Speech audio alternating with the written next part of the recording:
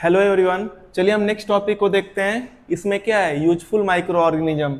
यहाँ से चालू करना था। देखो, माइक्रो ऑर्गेनिज्म जो होते हैं हमारे लिए यूजफुल होते हैं। कैसे हो सकते हैं? जैसे बहुत तरीके से। जैसे आप देखते हो ना कि कोई कुत्ता मर गया, कोई बिल्ली मर गया, आप उसको कहीं बाहर फेंक दोगे तो माइक्रो ऑर्गेनिज्म उसको डिकम्पोज करने का काम करते हैं। ऐसे बहुत सारे टेक्निक हैं, हम इसको सीक्वेंस से पढ़ेंगे कि कैसे कैसे माइक्रो ऑर्गेनिज्म बेनिफिशियल होते हैं और उसमें अंदर देखेंगे कि क्या क्या उसमें चीजें है। स्टार्ट करते हैं इसमें। देखो, पहला टॉपिक है इसमें commercial uses of microorganism. Commercial means पैसा होता है। माइक्रो ऑर्गेनिज्म का हम यूज करेंगे पैसा कमाने में। इसमें देखो, पहला टॉपिक है मेकिंग कर्ड एंड चीज। जैसे देखो, कर्ड होता है ना, हम जानते हैं दही कैसे बनता है, दूध से बनता है ना। मिल्क से हमें क्या मिलता है?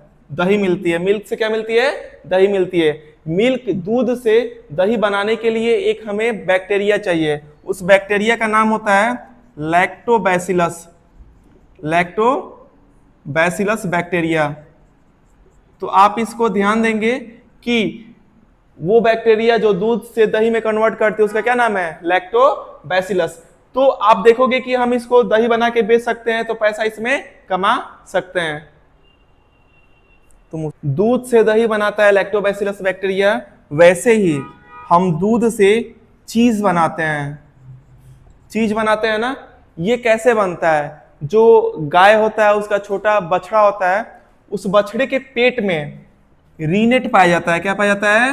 रीनेट। उसके पेट से रीनेट निकाला जाता है और दूध में मिलाया जाता है और चीज आपका बनता है। चीज आप देखते हो ना, जैसे पिज्जा खाते हो उसमें जो सफेद सफेद टाइप का ऐसे चिपचिपा टाइप का फैला हुआ रहता है, वो क्या होता है? चीज हम डालते हैं, पिज्जा में हम खाते हैं। फिर आपका बटर में भी खाते हो, बटर चीज ऐसे करते हैं। तो दूध से दही बनाने वाला काम कौन करता है? Lactobacillus bacteria. चीज बनाने का काम कौन करता है? रीनेट। कौन करता है? रीनेट। ये कहाँ पाया जाता है? छोटे बछड़े जो होते हैं, गाय के बछड़े होते हैं, उनके पेट में उनको मारा जाता है और उनके पेट से क्या निकाला जाता है? रीनेट निकाला जाता है और उसी से हम क्या बनाते हैं? चीज बनाते हैं। और इसको हम कमर्शियल लेवल पे पैसे इससे हम लोग कमाते हैं। तो आप देख रहे हो कि नहीं कि माइक्रो ऑर्गेनिज्म से हम पैसे कमाने का भी काम कर रहे हैं। ये टॉपिक था मेकिंग कर्ड एंड चीज। अब इसमें नेक्स्ट टॉपिक देखो। देखिए, इसमें commercial uses of microorganism में नेक्स्ट टॉपिक है मेकिंग अल्कोहल। हम कैसे शराब बनाते हैं? अल्कोहल का सिंपल सा फॉर्मूला होता है बनाने का। जो शुगर होता है, शुगर को हम लोग कन्वर्ट करते हैं किस में? अल्कोहल में। और जब हम इसको कन्वर्ट करते हैं, कार्बन डाइऑक्साइड गैस भी निकलती है। जैसे मान लो जो भी फ्रूट होता है, जैसे मान लो कि अंगूर हो गया, ग्रेप्स में जब हम इसको ईस्ट डालेंगे, ईस्ट आपका माइक्रो ऑर्गेनिज्म होता है। मैं पहले पढ़ाया हूं ना, ईस्ट आपका फंगस होता है। क्या होता है? फंगस। तो ग्रेप्स में जब हम ईस्ट डालेंगे तो ये आपका अल्कोहल बन जाएगा। क्या बन जाएगा? अल्कोहल बन जाएगा और कार्बन डाइऑक्साइड गैस रिलीज होगी। तो आप देखोगे कि ग्रेप्स आपका, शुगर जो है, ग्रेप्स आपका क्या है? शुगर कैटेगरी में आएगा। ग्रेप्स आपका किस में चेंज हो गया? अल्कोहल में चेंज हो गया। और इस प्रोसेस को हम बोलते हैं फर्मेंटेशन। क्या बोलते हैं? Fermentation. Fermentation is a process in which sugar is converted into alcohol and it liberate carbon dioxide gas। जो शुगर है वो किस में कन्वर्ट होता है? आपका अल्कोहल में। किस में? अल्कोहल में। ये ग्रेप्स है ना, ग्रेप्स में शुगर की ग्रेडियंट पाए जाते हैं, शुगर इसमें पाया जाता है और ये ग्रेप्स किस में कन्वर्ट हो जाएगा? अल्कोहल में। लेकिन विदाउट ईस्ट ऐड की है, ये ऐड नहीं होगा। तो ईस्ट आपका क्या कर रहा है? इसमें फर्मेंटेशन की प्रोसेस करा रहा है। अगर आपसे कोई पूछेगा फर्मेंटेशन किसे बोलते हैं, शुगर को हम लोग अल्कोहल में चेंज करते हैं, कार्बन डाइऑक्साइड निकलती है with the help of yeast. This process is known as fermentation. तो आप देखोगे कि अल्कोहल बनाने का भी काम आपका माइक्रो ऑर्गेनिज्म से किया जा रहा है। नेक्स्ट टॉपिक है, इसमें हम ब्रेड कैसे बनाते हैं। ब्रेड आपका जो पाव रोटी खाते हो ना, वो ब्रेड जो ऐसे दबता है लूज वाला, वो आपका ब्रेड। देखो, इसकी बहुत ही इंटरेस्टिंग स्टोरी है और जो हम लोग पहले पढ़े हैं उससे ये कोरिलेट करके है। जैसे मान लो हम पहले पढ़े हैं फर्मेंटेशन प्रोसेस में क्या होता है। फर्मेंटेशन ऐसी प्रोसेस होता है जिसमें शुगर किस में चेंज होता है? अल्कोहल में। किस में? अल्कोहल में। और कार्बन डाइऑक्साइड गैस निकलती है with the help of east. Bread में भी सेम प्रोसेस। अब देखो, सबसे पहले हम क्या लेंगे? हम आटा लेंगे। आटा लेके हम ऐड करेंगे किस में, आटा लेंगे, नमक लेंगे कि थोड़ा नमकीना चटपटा हो, फिर चीनी लेंगे, ईस्ट लेंगे और पानी के साथ क्या करेंगे, मिक्स करेंगे। क्या लिए, आटा लिए, नमक लिए, चीनी लिए, ईस्ट लिए और पानी लिए। जैसे आटा जब साना जाता है पानी में तो लोइया बन जाता है ना, तो ये भी आप देखोगे ये डफ ऐसे लोइया टाइप का बन जाएगा। लेकिन अब यहाँ पे अब जो पहले पढ़े हो उसका लॉजिक का यूज होगा। हम लोग पढ़े हैं कि ईस्ट जो होता है, ईस्ट आपका माइक्रो ऑर्गेनिज्म होता है, ईस्ट का काम ये है कि शुगर को किस में चेंज करेगा, अल्कोहल में। किस में करेगा, अल्कोहल में। और गैस निकलेगी, कौन सी गैस निकलेगी, कार्बन डाइऑक्साइड। अब यहाँ पे जो लोइया बना हुआ है, जो डफ बना हुआ है, अब ये आपका अल्कोहल में चेंज हो रहा है और यहाँ पे कौन सी गैस निकल रही है, कार्बन डाइऑक्साइड। अब किसी भी चीज में अगर गैस भरता जाएगा तो फूलेगा कि नहीं फूलेगा। जैसे मान लो पेट में गैस बनता है तो पेट ऐसे फूल जाता है, तो ये डफ है, जब इसमें कार्बन डाइऑक्साइड है तो ये क्या होगा, फूलेगा। क्या करेगा, फूलेगा तो और फैलेगा, राइज होगा और ऐसे गुजगुज होगा। जैसे मान लो सॉलिड है, उसमें जब वो फूलेगा तो गुजगुज होगा कि नहीं, वो स्पॉन्जी टाइप का होगा और पोरस ऐसे होल टाइप का उसमें होने लगेगा। क्यों, क्योंकि यहाँ पे प्रोसेस हो रही है फर्मेंटेशन की। क्या हो रही है, फर्मेंटेशन। क्योंकि पढ़े हो ना, जब शुगर होता है, शुगर और ईस्ट, जब शुगर और ईस्ट है तो फर्मेंटेशन की प्रोसेस होगा कि नहीं। तो यहाँ पे फर्मेंटेशन की प्रोसेस होती है और यहाँ पे कार्बन डाइऑक्साइड गैस निकलती है, ये स्पॉन्जी और पोरस होता है। अब देखो इतना सा लोइया था, उसमें हम ईस्ट डाल दिए और उसमें चीनी डाले हैं, शुगर डाले हैं, तो फूल के इतना बड़ा हो गया, वो गुजगुज हो जाएगा। अब हमारा काम है ब्रेड वाला, तो ब्रेड वाला आप देखोगे कि अब उसको हम 180 डिग्री सेल्सियस पे पकाते हैं, 180 डिग्री सेल्सियस पे पकाएंगे। जब हम इस पे पकाएंगे तो ये फर्मेंटेशन वाला प्रोसेस क्या हो जाएगा, बंद। क्या हो जाएगा, बंद। जब ये बंद होगा तो ईस्ट मारे जाएंगे, क्योंकि जो भी माइक्रो ऑर्गेनिज्म है इतने डिग्री टेम्परेचर पे क्या हो जाएंगे, मर जाएंगे और अल्कोहल इवोपरेट हो जाएगा। बाहर ऐसे शराब खोल कर रखे तो इवोपरेट हो जाता है कि नहीं। तो जैसे इतना डिग्री टेम्परेचर पे एक तो ईस्ट मारे जाएंगे और आपका अल्कोहल क्या हो जाएगा, गायब हो जाएगा और बचेगा हमारा ब्रेड। क्या बचेगा, ब्रेड। जो आप लोग पाव रोटी खाते हो ना, गुजगुज वाला, ऐसे स्पॉन्जी वाला, ऐसे ही बनता है। छोटा सा लोइया होता है आटा का, उसमें चीनी नमक ऐसे डाल के ईस्ट डालते हैं और फूल के इतना बड़ा हो जाता है, होता है ना। जैसे जब ब्रेड को लोग ऐसे दबाते हो तो छोटा में आ जाता है कि नहीं। वो फूलता क्यों है, कार्बन डाइऑक्साइड गैस के वजह से। कार्बन डाइऑक्साइड गैस कहां से आती है, फर्मेंटेशन प्रोसेस के वजह से, क्योंकि चीनी डाला हुआ रहता है शुगर, और शुगर जो है फर्मेंटेड ईस्ट की वजह से क्या हो जाता है, ईस्ट की वजह से आपका उसमें कार्बन डाइऑक्साइड आ जाती है, गैस आने की वजह से पोरस हो जाता है। और वो जब चीनी डाले और नमक डाले हो पहले तो वो डिलीशियस भी हो जाता है और वही ब्रेड हम लोग खाते हैं। तो आप देख रहे हो ब्रेड में भी आपका ईस्ट का यूज हो रहा है और ईस्ट आपका क्या है, माइक्रो ऑर्गेनिज्म है। तो ऐसे ये हेल्पफुल है ब्रेड बनाने में भी। इसको लिखिए, फिर नेक्स्ट बता रहे हैं। इसमें नेक्स्ट है, हम विनेगर, सिरका बनाते हैं, एसिटिक एसिड, कॉफी बनाते हैं और टोबैको भी माइक्रो ऑर्गेनिज्म के हेल्प से बनाते हैं। और टूथपेस्ट जो हम लोग यूज करते हैं उसको भी हम लोग बनाते हैं। इसको सिंपली ऐसे बस याद कर लो कि विनेगर बनाने में यूज होता है, आपका कॉफी बनाने में, टोबैको बनाने में, और टूथपेस्ट में भी माइक्रो ऑर्गेनिज्म का हेल्प लिया जाता है उसको बनाने में। देखो कमर्शियल यूजेज में आप लोग क्या पढ़े हो, पहली चीज हम लोग पढ़े हैं मिल्क। मिल्क से कर्ड बनाने में आपका कौन सा बैक्टीरिया जो होता है, लैक्टोबैसिलस। फिर आपका मिल्क से चीज बनाने में रीनेट यूज होता है। क्या होता है, रीनेट यूज होता है। उसके बाद हम लोग पढ़े हैं अल्कोहल बनाने में, शराब बनाने में, शराब बनाने में ईस्ट यूज होता है। शुगर को किस में कन्वर्ट करता है, आपका शुगर को आपको कन्वर्ट करता है अल्कोहल और कार्बन डाइऑक्साइड गैस में। फिर हम पढ़े हैं उसमें ब्रेड बनाने में, ब्रेड बनाने में पढ़े हो ना, साल्ट, शुगर, फिर आटा हम मिलाते हैं पानी के साथ तो आपका डफ बनता है। फिर हम उसको हीट करते हैं 180 डिग्री सेल्सियस पे, तो फर्मेंटेशन प्रोसेस खत्म हो जाती है, अल्कोहल आपका इवोपरेट हो जाता है और आपके उसमें जो ईस्ट होते हैं वो मारे जाते हैं और वो बहुत ही डिलीशियस हम पाते हैं। फिर अभी मैं पढ़ाया आपका कि हम विनेगर, सिरका बनाते हैं, एसिटिक एसिड उसे बोलते हैं। विनेगर के बाद हम बनाते हैं कॉफी बनाते हैं और उसके बाद हम लोग टोबैको बनाते हैं, जो गुटखा वाला होता है ना, तंबाकू। फिर हम बनाए कि टूथपेस्ट जो बनता है उसमें भी माइक्रो ऑर्गेनिज्म का हेल्प होता है। इसको लिखो। फिर इसमें के बाद हम ये दूसरा यूजेज ऑफ माइक्रो ऑर्गेनिज्म बता रहा हूं, इसके बाद क्या होता है। नेक्स्ट टॉपिक है इसमें medicinal uses of microorganism. अभी आप लोग पढ़े हो कॉमर्शियल, जिससे हम लोग पैसा कमाते हैं, उसके हेल्प से हम लोग पैसा कमाते हैं। अब हम लोग करेंगे कि मेडिसिन बनाने में कैसे माइक्रो ऑर्गेनिज्म का हेल्प होता है। इसमें दो मेनली होते हैं, एक तो हम एंटीबायोटिक बनाते हैं और दूसरा आपका क्या हो गया, वैक्सीन बनाते हैं। और सारे चीज हो गए। देखो, इसको समझाने से पहले, एंटीबायोटिक और वैक्सीन बताने के पहले मैं तुमको दो चीज अभी एक्सप्लेन करूंगा आपको। जैसे एक होता है एंटीबॉडी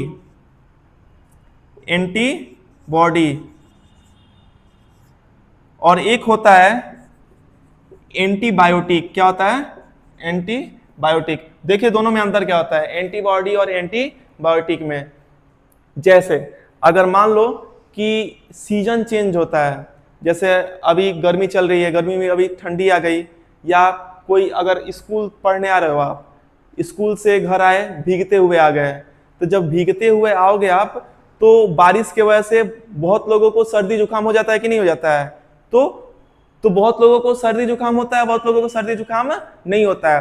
क्यों? क्योंकि सबके शरीर के अंदर की कैपेसिटी अलग है। हमारे शरीर के अंदर क्या होता है, एंटीबॉडी होता है। क्या होता है, एंटीबॉडी होता है। वो हमारे शरीर के अंदर होता है, जो बाहर से आने वाले जो डिजीजेज हैं, जो आपको बाहर से आने वाले जो बीमारी आती है बाहर से, उनसे क्या करते हैं, फाइट करते हैं। अगर आपके शरीर की एंटीबॉडी क्या है, स्ट्रांग है, तो बाहर से बीमारी आपको अटैक नहीं कर सकती है। अगर एंटीबॉडी वीक है तो बाहर से बीमारी क्या कर देगी, अटैक कर देगी। अगर स्कूल से आते टाइम अगर मान लो कि स्कूल से आ रहे हैं, बारिश में भीग गए, अगर आपकी एंटीबॉडी स्ट्रांग है तो आपको कुछ नहीं होगा। और जिन बच्चों की एंटीबॉडी वीक होती है, हमारे अंदर की एंटीबॉडी वीक होती है, उनको क्या हो जाता है, सर्दी जुकाम हो जाता है। सीजन चेंज होता है तो उनकी भी तबीयत खराब हो जाती है। ये सब कुछ होता है कि शरीर के अंदर क्या क्या पाया जाता है, हमारे शरीर के अंदर होता है जो एंटीबॉडी होती है, और यह हमें बीमारियों से बचाता है। अगर बाहर से कोई बीमारी आ रही है तो अगर हमारे शरीर का अंदर का एंटीबॉडी स्ट्रांग है तो उससे हमें बचा देता है। नहीं तो आप उसके अगर वीक रहेगा तो आप उस बीमारी के चपेट में पड़ जाएंगे। ये आपका एंटीबॉडी हो गया। एंटीबॉडी आपके शरीर के कहां पाया जाता है, अंदर पाया जाता है। अब देखो एंटीबायोटिक क्या होता है।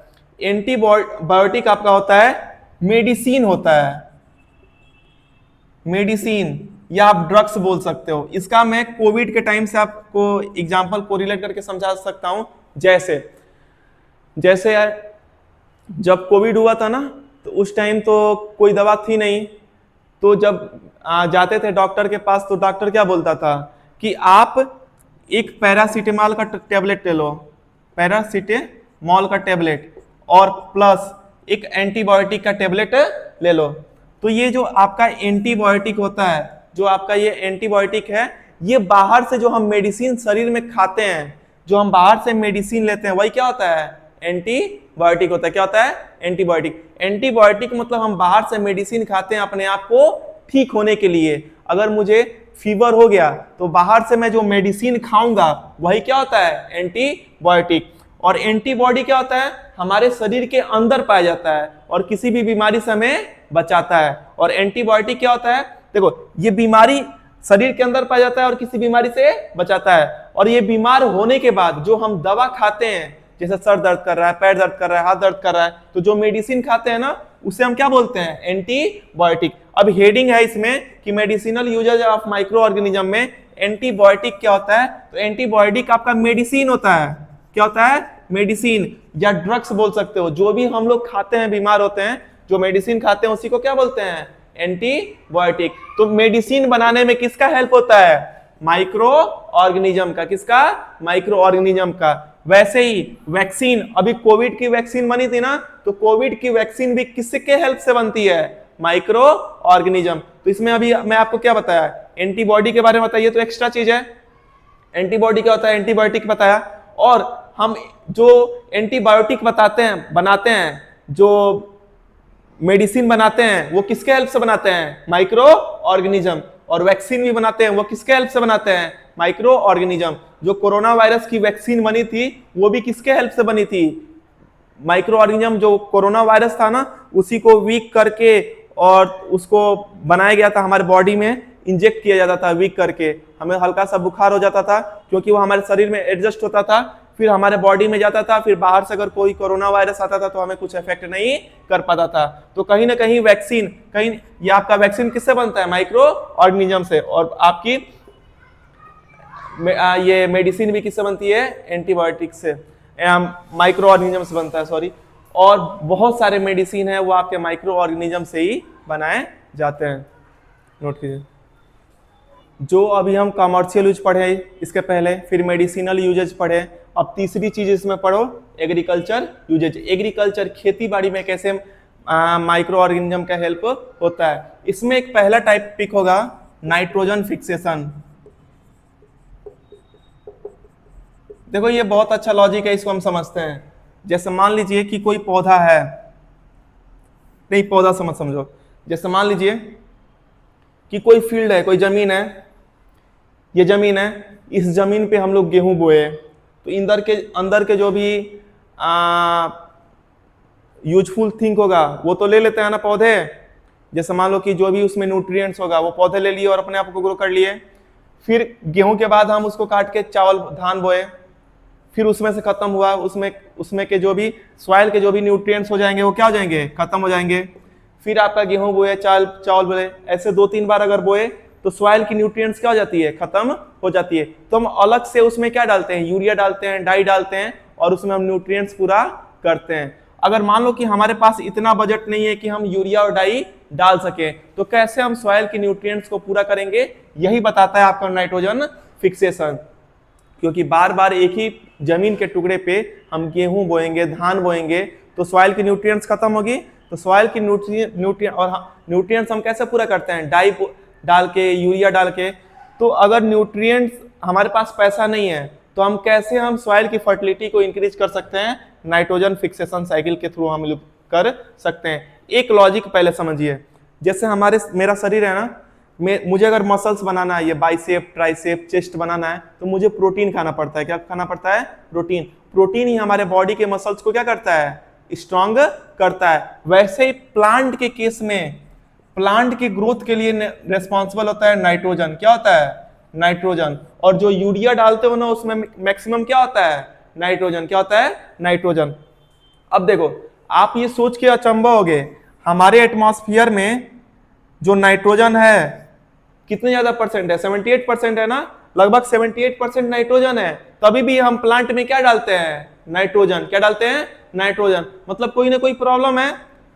जब हमारे एयर में इतना ज्यादा नाइट्रोजन है और प्लांट उसको ले ही नहीं पा रहा है, हम अलग से नाइट्रोजन डाल रहे हैं, क्या प्रॉब्लम है? देखो इसको समझते हैं। जैसे प्लांट जो है एयर के नाइट्रोजन को ले नहीं पाता है, वह नाइट्रोजन को लेता है नाइट्रेट के फॉर्म में। किसके फॉर्म में? नाइट्रेट के फॉर्म में। प्लांट जो है एटमॉस्फेयर में जो नाइट्रोजन है उसको नाइट्रोजन को ले नहीं पाता है, किसके फॉर्म में लेता है? नाइट्रेट के फॉर्म में। और जैसे मान लो कि जमीन के टुकड़े हैं, गेहूं बोया गया, फिर धान बोया गया, फिर गेहूं, धान, इसके अंदर का नाइट्रोजन सब, नाइट्रेट सब क्या हो गया है? खत्म हो गया है। तो या तो हम यूरिया डाल दें तो नाइट्रेट उसमें आ जाएगा, अगर पैसा नहीं है तो क्या करेंगे? जैसे मान लो कि जो पल्स वाले दाल होते हैं, जो दाल वाले फसल होते हैं, पल्स वाले दाल नहीं, सॉरी, दाल वाले फसल, अगर मान लो कि यहाँ पे रहर की बीज बो दिए, अरहर बो दिए, तो रहर की बीज की खासियत ये होती है कि इसके जो रूट्स होते हैं रहर के बीज के, इसके रूट्स को हम बोलते हैं लेगुमिनस रूट। Leguminous root. और इसके रूट में बैक्टीरिया पाए जाते हैं। इस बैक्टीरिया का नाम है राइजोबियम बैक्टीरिया। क्या नाम है? Rhizobium bacteria. सभी कहानी इस बैक्टीरिया के लिए ही हो रही है। जो दाल वाले फसल होते हैं उनके रूट को क्या बोलते हैं? Leguminous root. और उनके अंदर एक बैक्टीरिया पाया जाता है, क्या बोला जाता है? Rhizobium bacteria. इसका काम होता है राइजोबियम बैक्टीरिया का कि एटमॉस्फेयर में जो नाइट्रोजन है इसको किसमें कन्वर्ट करेगा? नाइट्रेट के फॉर्म में। किसके में करेगा?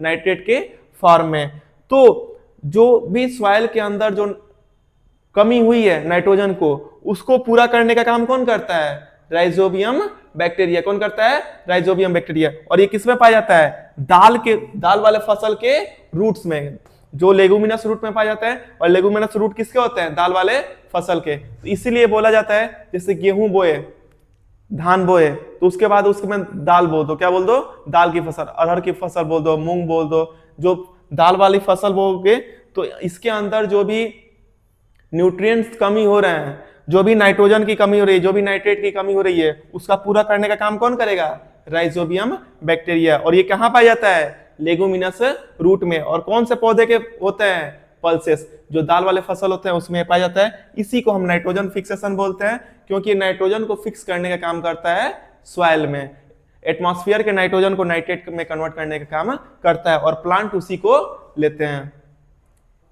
चलो नोट करो इसको, फिर आगे बता रहा हूं। एग्रीकल्चर यूजेज में एक होता है नाइट्रोजन फिक्सेशन। क्या होता है, नाइट्रोजन फिक्सेशन। इसको देखो, नाइट्रोजन फिक्सेशन नहीं, नाइट्रोजन फिक्सेशन तो हो चुका है, जो आपका राइजोबियम बैक्टीरिया कर रहा था लेगुमिनस रूट के थ्रू। नाइट्रोजन साइकिल है, क्या है, नाइट्रोजन साइकिल क्या होता है, जैसे ये सॉइल है, सॉइल के अंदर आपका नाइट्रेट है, नाइट्रोजन है, इसको प्लांट लिया, प्लांट ली के ग्रो हुआ ना। अब कोई जानवर है, मान लो कोई जानवर है, ऐसे भेड़ बकरी है, गाय है, इसको खा लिए, तो अब पहले नाइट्रोजन कहां था, सॉइल में था, कहां गया, पौधे में, कहां गया, पौधे में। जब एनिमल खाएगा तो ये कहां चला जाएगा, एनिमल में। कहां चला जाएगा, एनिमल में। एनिमल के अंदर चला जाएगा, गाय भैंस बकरी जो भी खा ली। और एनिमल जब मरती है तो उनके बॉडी को भी हम सॉइल में फेंकते हैं ना, सॉइल में ही ना मरेगी, मरेगी तो लिटरली तो मिट्टी में जाएगी। तो इसके बॉडी क्या होती है, डिकम्पोज होती है। क्या होती है, डिकम्पोज। और जो नाइट्रोजन भी इसके शरीर में है वो कहां चला जाता है, सॉइल में। कहां चला जाता है, सॉइल में। और इस देखो, पहले मिट्टी में थी, मिट्टी के थ्रू कहां गई, प्लांट में, प्लांट के थ्रू कहां गई, सॉइल, ये एनिमल में, और एनिमल के थ्रू कहां गई, सॉइल में। तो फिर मिट्टी में आ गई ना, तो ये साइकिल आपकी कंप्लीट होती रहती है, इससे चलती रहती है। इसी को क्या बोलते हैं, नाइट्रोजन साइकिल। और इस प्रोसेस में जब ये होता है तो कुछ नाइट्रोजन आपके एयर में चले जाते हैं, हाँ, तो कुछ नाइट्रोजन रिलीज हो जाते हैं, एयर में चले जाते हैं। उसी को हम लोग डीनाइट्रिफिकेशन बोलते हैं। क्या बोलते हैं, डीनाइट्रिफिकेशन। क्या बोलते हैं, डीनाइट्रिफिकेशन। सॉइल में था, सॉइल के थ्रू प्लांट लिए तो प्लांट में चला गया, प्लांट को एनिमल खाया तो एनिमल में चला गया, एनिमल मर गए सॉइल में दब के तो उनकी बॉडी डिकम्पोज हुई तो कहां चली गई, सॉइल में। ये क्या हो गई, नाइट्रोजन साइकिल। और कुछ नाइट्रोजन इसमें डिकम्पोज होने के चक्कर में जब एनिमल की बॉडी से सॉइल में जाता है तो कुछ नाइट्रोजन एटमॉस्फेयर में चले जाते हैं। इसी प्रोसेस को हम लोग डीनाइट्रिफिकेशन कहते हैं। चलो करो नेक्स्ट देखते हैं। इसमें तो बहुत ज्यादा इंपॉर्टेंट है, इसके बिना हम लोग सर्वाइव ही नहीं कर पाएंगे। कैसे, जैसे कोई भी कुत्ता है, बिल्ली है, मर गई तो हम उसको फेंक दिए कहां, कहीं रोड पे फेंक दिए, किनारे फेंक दिए। जब वो बाहर जाती है या मिट्टी पे फेंक दिए, कहीं फेंक दिए, तो जैसे बहुत ही गंदा स्मेल करती है ना, बदबू आता है, स्मेल आता है वहां से। लेकिन आप देखोगे कि 2 दिन बाद उसकी बॉडी दिखती ही नहीं है। हाँ, कुत्ते की बॉडी दिखेगी नहीं, छोटे छोटे कीड़े उसको क्या कर देते हैं, खा लेते हैं, छोटे छोटे माइक्रोब्स उसको खा लेते हैं।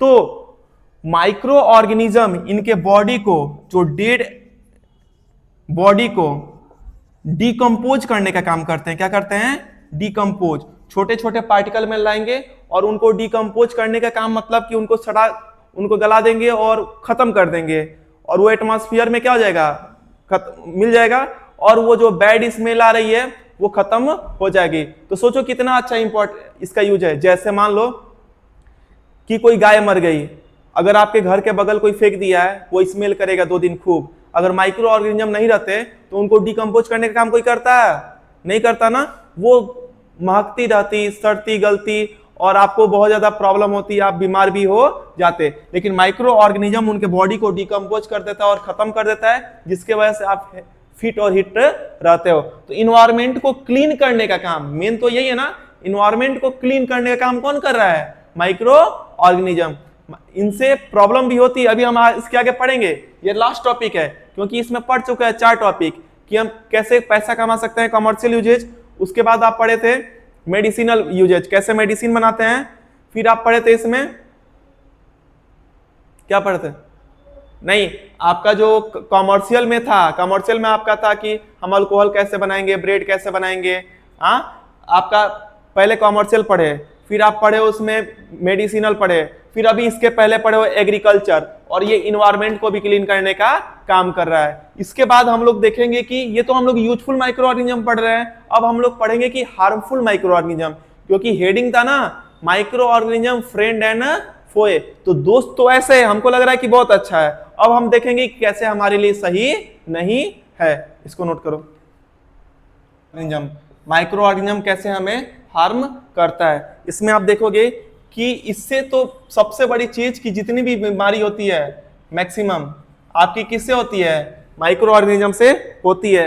और फूड जो खाना है, सुबह का खाना शाम के टाइम क्या हो जाता है, खत्म खराब हो जाता है ना, तो फूड को स्पॉइल खराब करने का भी काम कौन करता है, फूड को खराब करने का भी काम कौन करता है, माइक्रो ऑर्गेनिज्म। माइक्रो ऑर्गेनिज्म से एक बीमारी होती है और फूड को खराब करने का काम करता है। देखो जो माइक्रो ऑर्गेनिज्म जो हमारे शरीर में जाते हैं, ऐसे माइक्रो ऑर्गेनिज्म जो हमारे शरीर में जाते हैं और हमें बीमार करते हैं, उसे हम क्या बोलते हैं, पैथोजन। क्या बोलते हैं, पैथोजन। ऐसे माइक्रो ऑर्गेनिज्म जो हमारे शरीर में जाते हैं और हमें बीमार करते हैं, उसे क्या बोलते हैं, पैथोजन। अब देखो कैसे हम बीमार होते हैं। जैसे मान लो कि कुछ मच्छर हैं, वो गंदे जगह पे हैं और उसके बाद उस पर बैठे हैं, तो उनके पैर में कहीं ना कहीं ये पैथोजन चले जाएंगे, छोटे छोटे माइक्रो ऑर्गेनिज्म हैं। फिर उसके बाद जब हमको हमारे ऊपर आते हैं और मच्छर हमें काटते हैं, तो गंदगी चीज हमारे शरीर में चली जाती है कि नहीं, तो वो छोटे छोटे माइक्रो ऑर्गेनिज्म हमारे शरीर में चले जाते हैं और हमें बीमार कर देते हैं। जैसे आप सुने हो मलेरिया हो गया, डेंगू हो गया, इतना खतरनाक बीमारी, डेंगू से बहुत लोग की जान चली जाती है, प्लेटलेट डाउन हो जाता है। तो ये सब किसके वजह से होते हैं, माइक्रो ऑर्गेनिज्म। ये जो पैथोजन होता है ना, जो छोटे छोटे होते हैं माइक्रो ऑर्गेनिज्म जो हमारे शरीर में जाते हैं, तो पैथोजन की वजह से होते हैं। और ये किसको थ्रू आते हैं, जैसे मान लो कि मच्छर है, मच्छर में आपका हो गया मॉस्किटो हो गया,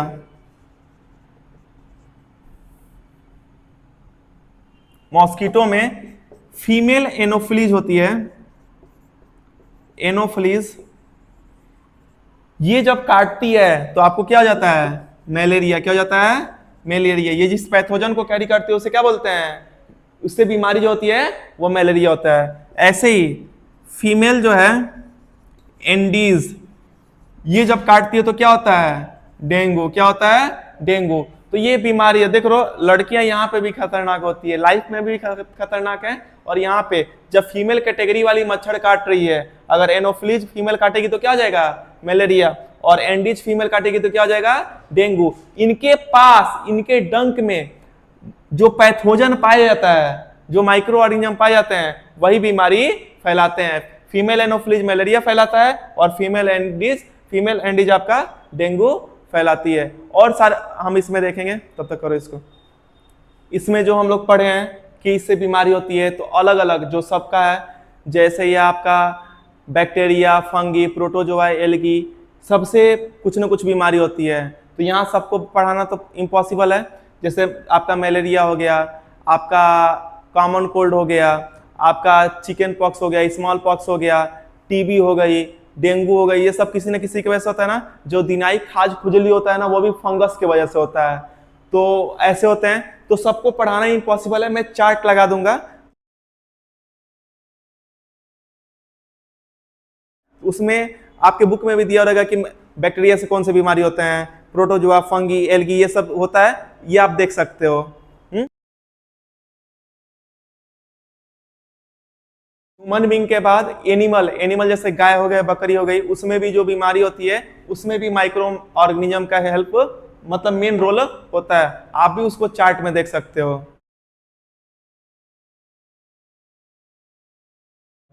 हाँ, और एनिमल ही नहीं, प्लांट में भी अगर कोई रोग होता है तो वो भी इसके लिए कौन रिस्पॉन्सिबल होता है, माइक्रो ऑर्गेनिज्म।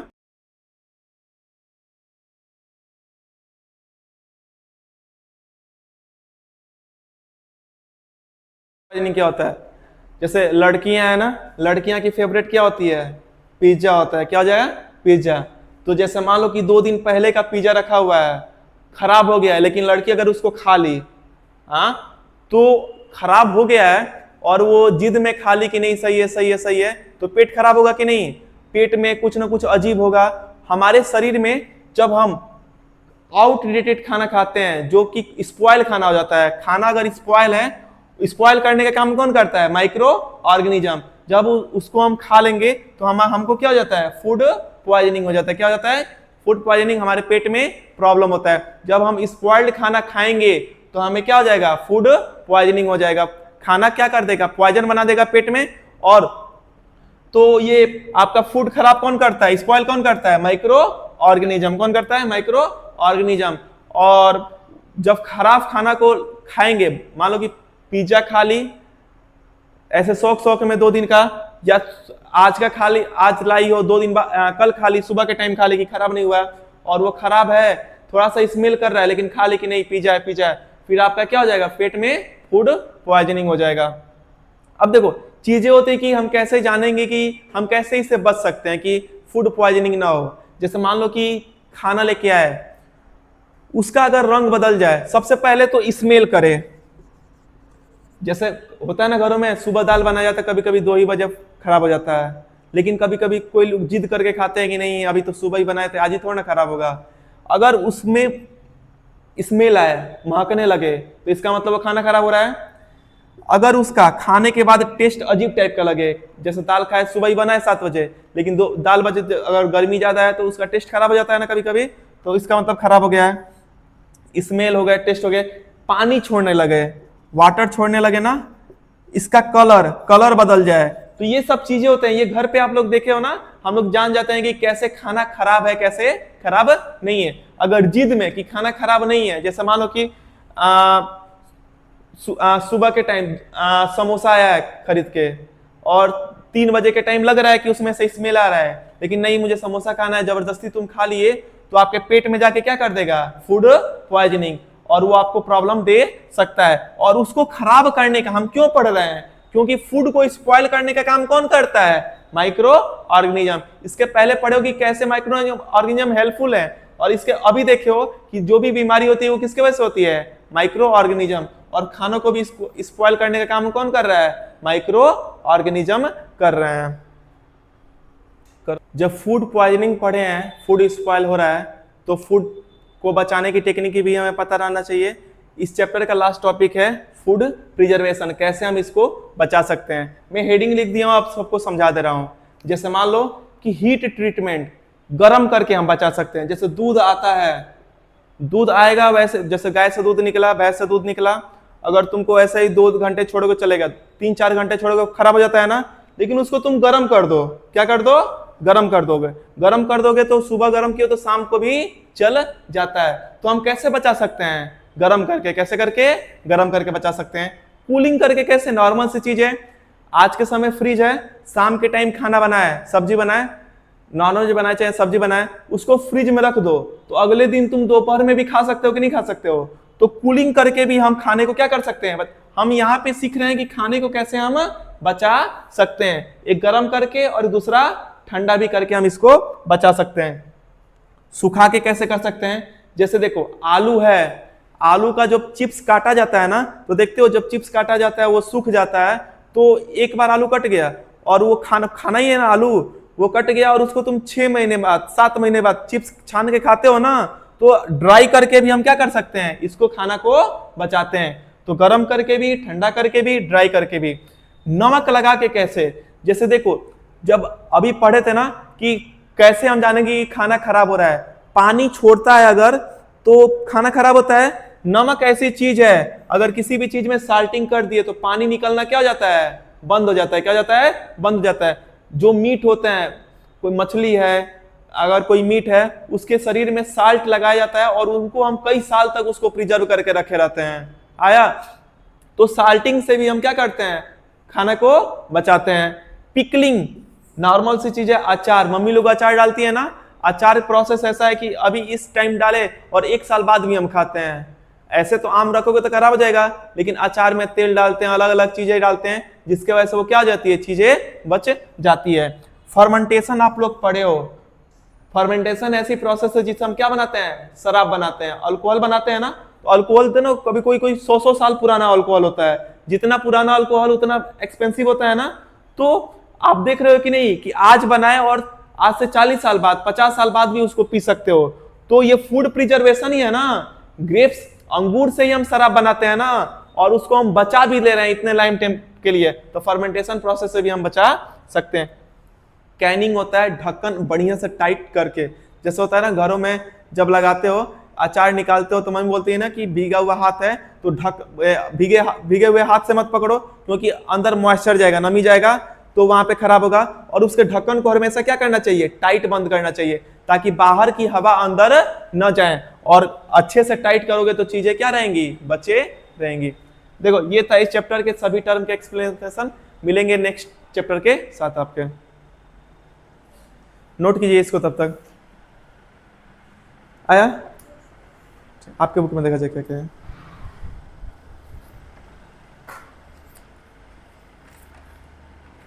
थोड़ी थोड़ी चीजें अलग होगी लेकिन वही है।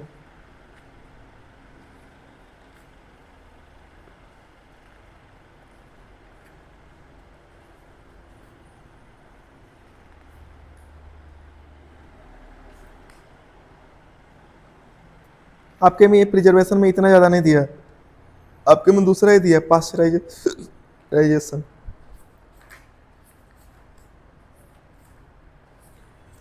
कोल एंड पेट्रोलियम बताया ना मैं, लेकिन फिर बताऊंगा तुम्हें। इसके फोटो खींच ले रहा हूँ ताकि आपका और इसका दोनों कंबाइन करके पढ़ा दूंगा।